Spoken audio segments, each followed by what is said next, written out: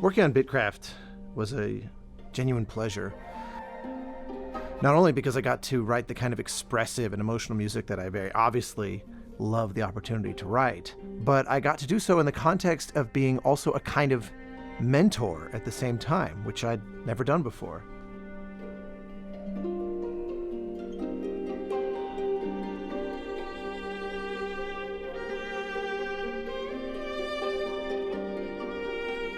This project was really just a huge joy to work on alongside Austin. We come from very different experience levels, so I learned a whole lot from him during the entire process of writing the music for BitCraft.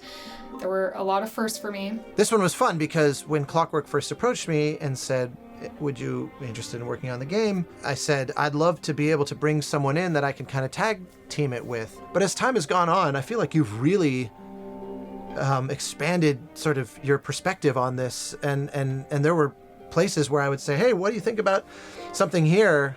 And you would just show up with something and then we'd bat it back and forth. I was a little nervous about collaborating at first because I wasn't really sure how difficult that would be, but I feel like we're both pretty open-minded, generally speaking, so I think it's been easy. The music just kind of happened.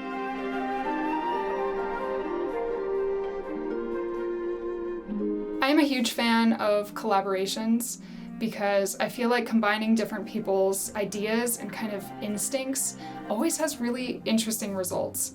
On BitCraft, there were so many melodies and textures and ideas that Austin came up with that I just feel like I never would have come up with.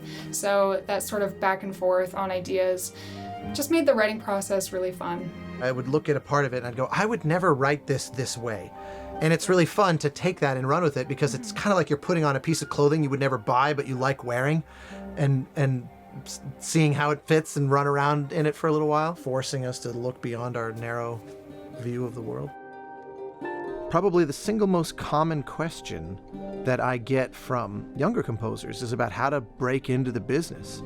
And as part of that, how to actually learn what it takes to ship a sizable project. As the years have gone on, I increasingly struggle with how to answer that because the business has changed so much since I first got in. So this seemed like a great opportunity to kind of pay it forward and just create an opportunity. I was already a fan and a friend of Rachel's, and so it seemed like a perfect fit to show her how I operate and arm her with all the little tricks that I've learned over the last almost 20 years. This is actually the first time that I've heard music that I've worked on recorded professionally, so that alone was pretty crazy.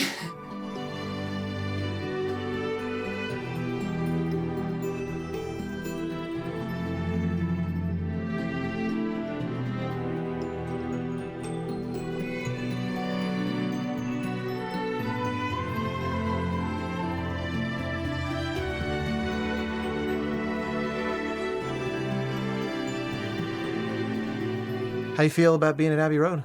It's pretty crazy. Yeah? Surreal? Yeah, this is, yeah.